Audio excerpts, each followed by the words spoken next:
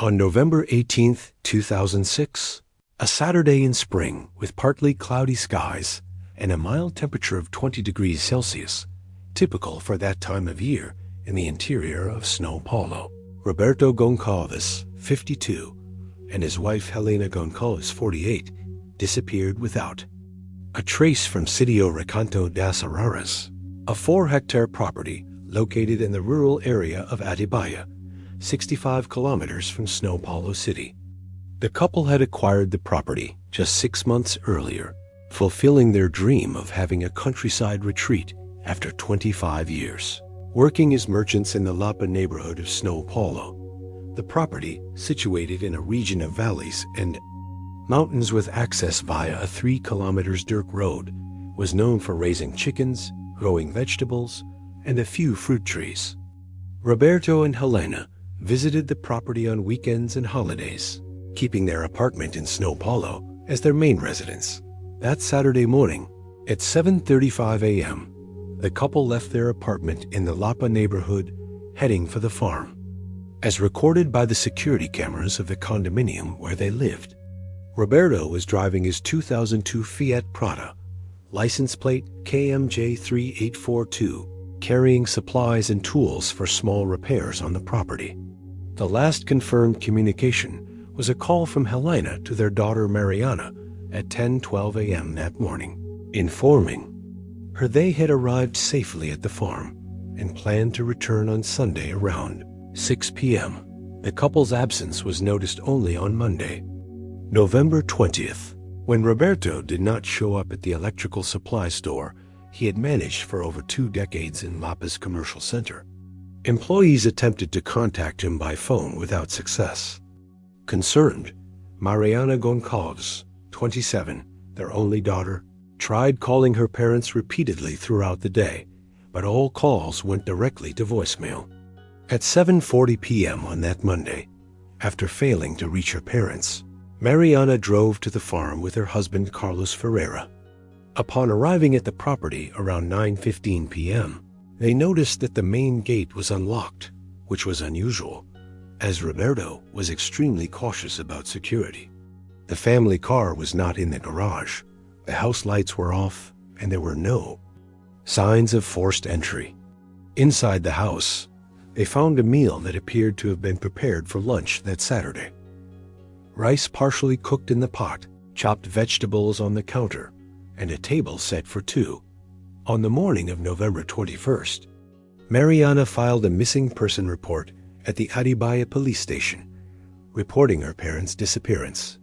Detective Sergio Rodriguez immediately assigned a team to begin the search with support from the fire department and the military police. For 3 consecutive days, the authorities combed the property and surrounding areas within an 8 kilometers radius. Search dogs, drones, and 42 police officers participated in the search operations, covering forests, streams, and neighboring properties. No trace of the couple or the vehicle was found. Roberto and Helena's phones had been off since 11:27 a.m. on Saturday, when both devices stopped emitting signals to local cell towers. The first hypothesis raised by investigators was that of a possible robbery followed by murder. Detective Sergio Rodriguez noted that the region had recorded 3 robberies on rural properties in the 2 months prior. However, the inventory conducted by Mariana did not show any missing valuable items from the house. The television, electronics, and Helena's jewelry remained in the couple's bedroom, weakening the theory of a robbery. On November 25, 2006, the police found the first significant clue, tire tracks different from those used by the couple's vehicle, identified on a dirt road section near the house. Forensic analysis determined that the tracks likely belonged to a truck with wider tires than usual, suggesting the presence of another vehicle at the location. Interviews with neighbors revealed contradictory information. Antonio Pereira, the owner of the neighboring farm, claimed to have seen the Goncalves car leaving the property around 2:30 p.m. on Saturday with 2 people inside. On the other hand, Maria Oliveira, A caretaker from a farm 1.5 kilometers away reported hearing strange noises, like an argument and a loud crash around 11 a.m., but could not pinpoint where the sounds came from. In December 2006, an anonymous tip led the police to investigate a possible involvement of the couple in informal high-interest loans, a practice known as loan sharking. Bank statements showed unusual financial transactions in Roberto's accounts in the months before the disappearance, with large cash withdrawals. Mariana, shocked by this discovery, vehemently denied any knowledge of such activities, describing her parents as conservative and extremely careful with money. In early 2007, the police identified 3 potential debtors who might have borrowed money from Roberto. One of them, Marco Silveira, a merchant with several records of defaulting on loans, initially denied any connection to the missing couple. However, after being confronted with phone records showing 17 calls to Roberto's phone in the weeks prior to the disappearance, Silveira admitted owing 45,000 reais to the Goncalves family but provided verifiable alibis for the day of the disappearance. He was at a wedding in Campinas with over 200 guests. In March 2007, after 4 months of investigation, the case took a turn when the Goncalves Fiat Uno was found abandoned in a dense forest area near the Fernão Dias Highway, 23 kilometers from the farm. The vehicle was partially burned, with broken windows and no plates. Forensic experts did not find any blood or other biological traces inside the car, but they identified marks suggesting the vehicle had been towed to that location. Detective Sergio Rodriguez, responsible for the case, told the press, "We are working with the hypothesis of homicide, possibly related to financial matters. The way the vehicle was concealed suggests premeditation and knowledge of the area." In the following months, the investigation faced several obstacles: contradictory information, false leads, and a lack of eyewitnesses made it difficult to progress in the case. One of the false leads occurred in July 2007, when a witness claimed to have seen the couple in Pocos de Caldas, Minas Gerais. After weeks of investigation, it was discovered that these were individuals who were physically similar to the missing couple, but had no connection to them. In September 2007, almost a year after their disappearance, the case was transferred to the Homicide and Person Protection Division, DHPP, in São Paulo, leaving the jurisdiction of Atibaia. This change brought new resources and investigative methods, including a detailed analysis of the couple's financial and personal history. Interviews with family, friends, and acquaintances revealed that Roberto and Helena led a discreet and seemingly peaceful life. Married for 30 years, they were described as hardworking, religious, and family-oriented. However, some testimonies mentioned subtle changes in Roberto's behavior in the months leading up to the disappearance. He had become more reserved, worried, and made private phone calls. The investigation also turned to possible land conflicts in the region. It was discovered that there was a dispute over a spring area that supplied water to the Goncalves farm and 3 neighboring properties.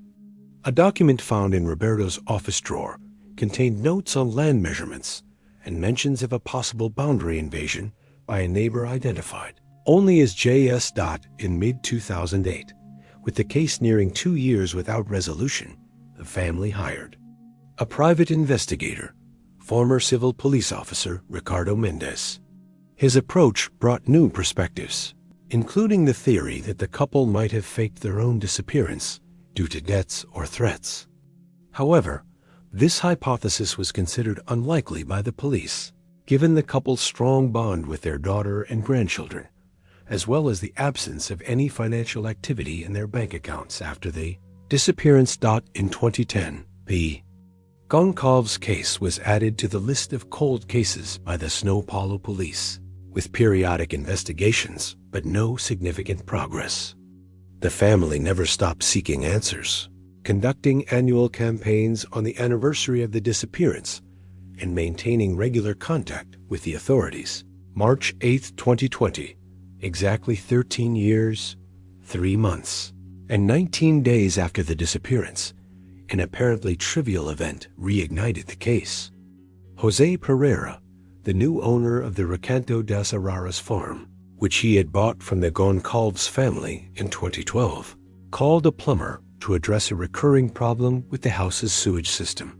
Valmir Santos, a plumber with 15 years of experience, was hired to investigate the clog that had persisted for months, causing foul odors and sewage backup. While inspecting the septic tank, located 18 meters from the house, Santos had to dig about 1.5 meters to reach the main pipe. It was during this excavation, at 2:25 p.m. that Sunday afternoon, that the shovel hit something solid that was not part of the concrete structure or pipes. I thought it was a root or a large rock, but when I removed a bit more dirt, I saw something that looked like a piece of fabric. I kept digging carefully, and then I found what seemed to be a human bone, Santos reported in his official testimony. Immediately, the plumber stopped working and informed the owner, who contacted the Atibaya military police. The area was cordoned off, and the next day, a team of forensic experts from the São Paulo Medical Legal Institute, IML, led by forensic pathologist Dr. André Machado, began the exhumation. Over 3 days of meticulous excavation, the experts recovered the remains of 2 individuals, one nearly complete skeleton and fragments of a second body. The bones were found approximately 2.3 meters deep in an area that had been altered from the original septic tank structure. Preliminary analysis on site indicated that the earth had been removed and replaced, and the septic tank pipe had been intentionally diverted to pass over the burial site. The positioning of the remains and the alterations to the septic tank structure clearly indicated that this was not an accidental or natural burial. There was planning and technical knowledge in the concealment of the bodies, Dr. Machado said in a press conference on March 12th. Along with the remains, the experts found fabric fragments, a partially deteriorated Seiko wristwatch, a gold wedding ring inscribed with Helena, the 1st of August 12, and remnants of shoes. These items were crucial for the preliminary identification of the victims, as they matched descriptions of Roberto and Helena Goncalves' belongings. On March 20, 2020, after anthropological and dental analysis, the forensic report confirmed that the remains belonged to a man aged 50 to 55 years and a woman aged 45 to 50 years, consistent with Roberto and Helena's ages at the time of their disappearance. The definitive confirmation came 5 days later when the DNA test, compared with samples provided by Mariana Goncalves, showed a 99.98% match. The necropsy revealed disturbing details. The male's skull had 2 blunt force fractures in the occipital region, consistent with blows from a heavy object. The female's skeleton, although more fragmented and incomplete, showed fractures in the ribs and the hyoid bone, suggesting strangulation. The cause of death for both was determined to be homicide by blunt force trauma and mechanical asphyxia, respectively. Never give up on the truth if you believe that all the missing deserve to be found, was the message left in the comments. With the confirmation of the victims' identities and the clear evidence of homicide, the case was officially reopened by the São Paulo Civil Police on March 27, 2020. Detective Renata Carvalho from the Homicide Division was assigned to lead the new investigation, which now had concrete elements and forensic technologies not available 14 years earlier. One of the first actions of the new investigative team was to re-examine the couple's financial history using modern analytical tools. Bank records that had been superficially analyzed in 2006 were subjected to a detailed review, revealing a consistent pattern of large cash deposits made between 2005 and 2006, totaling 387,000 reais. a sum inconsistent with the declared revenue of the electrical supply store. Renewed interviews with neighbors brought to light previously unknown information. João Silveira, identified as the J.SS. in Roberto's notes. It was stated that he had passed away in 2015, but his son, Gustavo Silveira, 48, still lived on. The property adjacent to the Goncalves farm. When confronted with new evidence, Gustavo admitted that his father had had a heated argument with Roberto over the property boundaries and water rights 1 week before the disappearance. My father was very upset because the Goncalves wanted to fence the spring, claiming it was within his land. That would have left our property without water, Gustavo revealed in his testimony. However, he denied any involvement of his family in the crime. Yes, we had disagreements, but to kill someone? That would never cross my father's mind. In April 2020, investigators located Pedro Oliveira, 64, who had worked as a caretaker on the neighboring farm in 2006. Initially reluctant to speak, Oliveira eventually revealed crucial information. That Saturday, I saw 3 men arrive in a dark pickup truck around 11 a.m. One of them was João Silveira. They entered the Goncalves farm and left about an hour later. The truck came back in the late afternoon, just before dark, and stayed until late at night. This testimony matched the wide tire marks found during the original investigation, but had never been directly linked to specific suspects. The truck in question, a black Toyota Hilux, had been sold by João Silveira in December 2006, just a month after the couple's disappearance. Forensic analysis at João Silveira's farm, now managed by his son, revealed traces of blood on a tool, a 5-kilogram sledgehammer stored in a shed at the back of the property. Despite the 14 years that had passed, advanced DNA techniques were able to extract genetic material partially compatible with Roberto Goncalves in May, PA. The police identified the 2 men who had allegedly accompanied João Silveira on the day of the crime. Carlos Eduardo Santos, 58, a former military police officer expelled from the force for involvement in extortion, and Marcelo Rodrigues, 52, with a criminal record for bodily injury and threats. Both were known in the region as private security guards who worked for rural property owners. Santos was located and arrested in Sorocaba, São Paulo, on May 12, 2020. During his interrogation, after 16 hours of questioning, he partially confessed to the crimes. The plan was just to scare the couple, make them drop the idea of fencing. The spring. Silveira was obsessed with it. He said he'd lose everything if he didn't have water. According to his testimony, the situation got out of control when Roberto resisted the intimidation. Old Silveira started arguing with Goncalves over the fence and the spring. The woman tried to intervene, and Rodrigues pushed her. Goncalves came at him, and then Silveira grabbed the sledgehammer we had brought to break the fence and hit him in the head. It all happened very fast. Santos detailed that after realizing Roberto was dead, they panicked and Rodrigues strangled Helena to eliminate the witness. We didn't know what to do. Silveira said he knew the farm well and remembered the septic tank being built. We decided to bury the bodies there and finish the work on top to hide it. According to the confession, the 3 men returned at night to clean the crime scene, remove the victim's car, and complete the concealment of the bodies. The vehicle was abandoned and partially burned days later to eliminate evidence. João Silveira reportedly paid 15,000 reals to each man for their silence. Marcelo Rodrigues was arrested on May 18, 2020, in Jundiaí. Although he initially denied involvement, he eventually confirmed much of Santos' account, but attributed the primary responsibility to João Silveira, who had already passed away. On June 10, 2020, the São Paulo Public Prosecutor's Office formally indicted Carlos Eduardo Santos and Marcelo Rodriguez for double homicide, concealment of a corpse, and forming a criminal gang.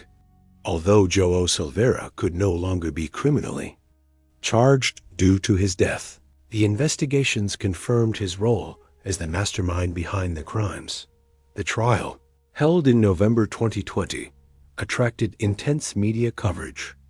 After 5 days of hearings and testimonies, Santos was sentenced to 42 years in prison, and Rodriguez to 38 years, both in a closed regime.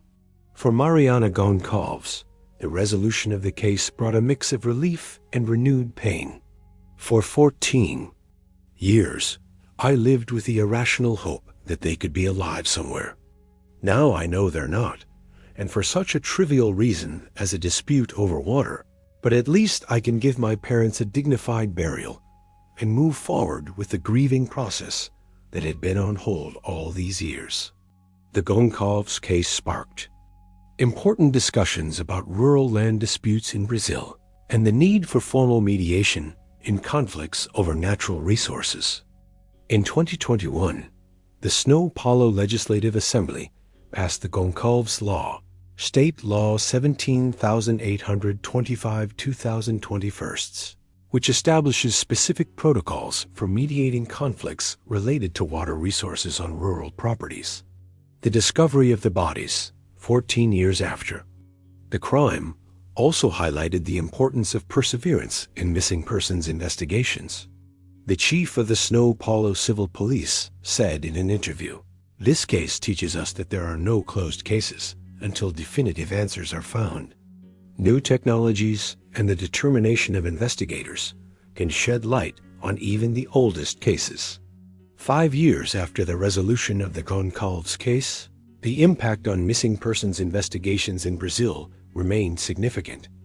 In August 2023, the São Paulo Department of Homicides and Person Protection, DHPP, implemented the Goncalves Protocol, a set of investigative procedures specific to disappearance cases suspected of homicide, where there are no direct witnesses. The protocol establishes the permanent preservation of physical evidence and genetic material, even in cold cases, along with mandatory periodic reviews every 5 years using the latest available technologies. Since its implementation, the procedure has contributed to the resolution of 17 previously archived cases in the state of São Paulo. For Mariana Goncalves, turning the family tragedy into a catalyst for change became a personal mission. In 2022, she founded the Roberto and Helena Goncalves Institute, a non-profit organization dedicated to supporting families of missing persons and advocating for advancements in public policies related to disappearances. The disappearance affects not only the missing person, but also leaves a permanent void in the lives of everyone who loved them. For 14 years, I lived in a limbo between hope and despair. No family should go through this without proper support, said Mariana during the inauguration of the Instituto Roberto e Helena, Goncalves headquarters in São Paulo. One of the Institute's main initiatives was the creation of a national database that links information about missing persons, unidentified human remains, and genetic profiles. The project, initially funded by the family itself and later supported by the Ministry of Justice, has already facilitated the identification of 36 missing persons between 2022 and 2025. The resolution of the case also sparked discussions about land conflicts and access to water on rural properties. The Goncalves Law, initially implemented in São Paulo, inspired similar legislation in Minas Gerais, 2022, and Paraná, 2023, establishing mandatory mediation chambers before disputes over water resources can reach the judicial system. Prosecutor Ricardo Monteiro, who worked on the case, emphasized, "What we witnessed was a tragedy that could have been avoided with proper mediation mechanisms. A conflict over water which could have been resolved through formal agreements and resource sharing ended up resulting in 2 brutal homicides due to pure stubbornness." Brazilian criminal forensics also evolved significantly, influenced in part by the Goncalves case. The ability to extract viable genetic material from human remains after so many years and under adverse conditions, demonstrated the importance of continuous investment in forensic technologies. In 2024, the Central Forensic Lab in São Paulo acquired equipment capable of amplifying and analyzing highly degraded DNA samples, a technology not available when the bodies were discovered in 2020. For the residents of Atibaia, the case remains vivid in the collective memory. In November 2023, the City Council approved the renaming of the rural road where the crime took place to Estrada Roberto e Helena Goncalves, as a tribute and reminder of the importance of peacefully resolving conflicts. The current owner of the Recanto das Araras farm, Jose Pereira, made a complete overhaul of the property after the discovery of the bodies. The main house was demolished and rebuilt at another spot on the land, and the area of the old septic tank was transformed into a small memorial with native trees and a discreet plaque honoring the couple. I couldn't live peacefully, knowing what happened exactly at that spot. I preferred to transform the tragedy into something that honors their memory and brings some peace to this place, explained Pereira in an interview with local media. Goncalves' case also highlights how seemingly trivial coincidences can be decisive in solving complex crimes. A simple sewage blockage, 14 years after the crime, was the element that finally brought answers to a family and justice to the victims. As Detective Renata Carvalho noted, no matter how criminals plan and try to erase traces, it's often the smallest, most unpredictable details that end up revealing the truth. In terms of investigative procedures, the case reinforced the importance of maintaining detailed records and preserving evidence, even in seemingly stalled investigations. The meticulous records made by the original team in 2006, especially the photographic documentation of tire marks and the preservation of contradictory testimonies, were crucial in connecting the evidence discovered 14 years later. If you've watched until here, it's because you care about these cases that mark families forever. Leave a comment saying, "I watched until here so I can get to know you," and see who truly cares about the search for the truth. On a sunny morning in November 2024, exactly 18 years after the disappearance of her parents, Mariana Goncalves visited the Jardim da Paz cemetery in São Paulo, where Roberto and Helena were finally buried with dignity.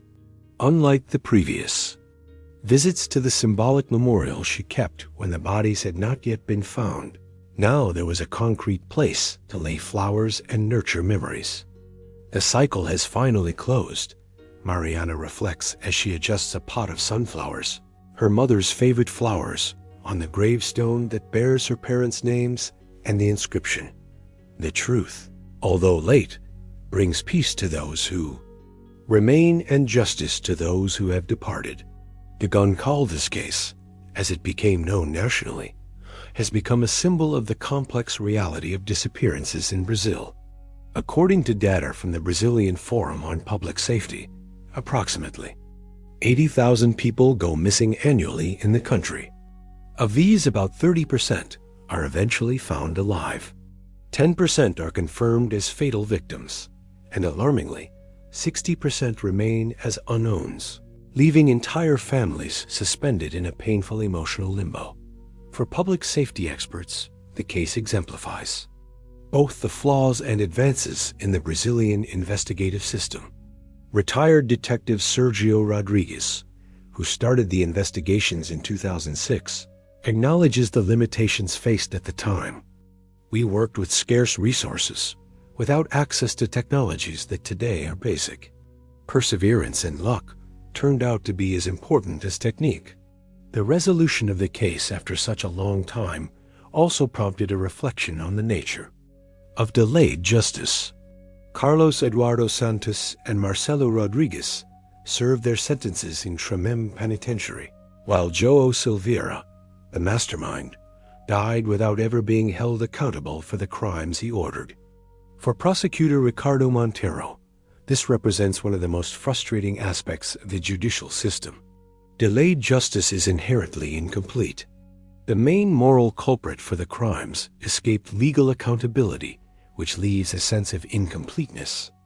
Criminologists point to the Goncalves case as a classic example of what they call the rural criminogenic triad: disputes over natural resources, the absence of efficient mediation mechanisms, and a culture of private conflict resolution.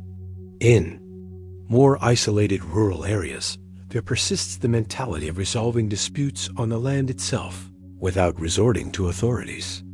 This creates an environment conducive to everyday conflicts escalating into extreme violence, explains Dr. Luisa Campos, criminology professor at USP and consultant for the Brazilian Institute of Criminal Sciences. The issue of water, the central element in the conflict that victimized the Goncalves couple, continues to be a source of growing disputes in rural Brazil. Data from the National Water Agency reveals that conflicts over water resources increased by 43% between 2015 and 2025, a trend that experts attribute to climate change and the intensification of drought periods in regions traditionally well supplied. The Goncalves case is a warning about how the scarcity of natural resources can turn ordinary people into criminals, reflects environmental engineer Jorge Teixeira, a specialist in water resource management.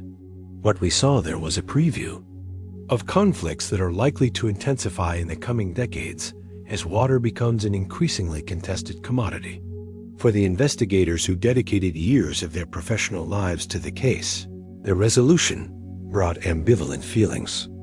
Detective Renata Carvalho, responsible for the final phase of the investigations, describes, "There is undeniable professional satisfaction in solving a case thought to be lost, in bringing answers to a family, but there is also a weight when confronting the banality of the motives that led to the deaths of two innocent people. The most tangible legacy of the case may be the changes it brought to investigative procedures. The Goncalves Protocol, now adopted by specialized police departments in several Brazilian states, mandates that no missing person case can be permanently closed without periodic reviews. It also requires the permanent preservation of biological samples and physical evidence. Even in seemingly stagnant investigations. In the legislative sphere, the so-called Goncalves Law was expanded to include not only water disputes, but all types of conflicts involving natural resources and boundaries on rural properties.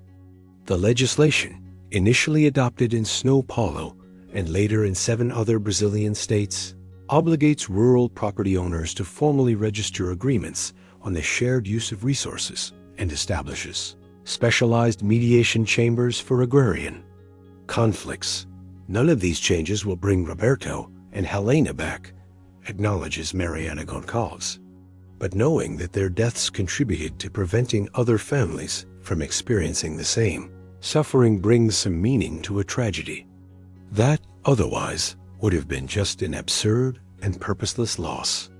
The story of the couple who disappeared from a quiet farm in the interior of São Paulo transcended the criminal realm to become a case study on how Brazil deals with its missing persons. Journalist and author Eduardo Moreira, who followed the case since 2007 and published the book Buried in Forgetfulness, The Goncalves Case and the Missing People of Brazil, observes, what stands out most in this case is not just the crime itself, but how it exposes the layers of invisibility that cover the missing in Brazil. These are people who are literally and figuratively buried in oblivion. The impact of the case on the local community remains palpable.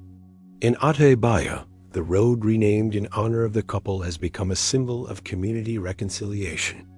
The region, which experienced a period of tension after the discovery of the bodies and the subsequent arrests, held the first peace in the field meeting in 2023, gathering rural property owners to discuss collaborative ways of managing natural resources.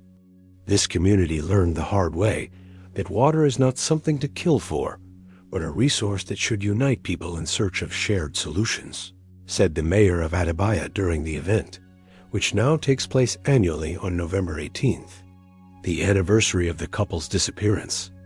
For their daughter Mariana, who now devotes much of her time to the institute bearing her parents' name, the case represents both personal closure and the beginning of a greater mission. My parents were simple people who dreamed of a peaceful retirement on that little piece of land. They never imagined that their lives and deaths would become a turning point in how Brazil deals with its missing persons. There's a certain tragic poetry in that. Ordinary lives that, in their absence, gained extraordinary meaning. What the Goncalves case ultimately teaches us is that behind every missing person statistic, there are complex human stories devastated, families, and often truths that stubbornly resist being buried.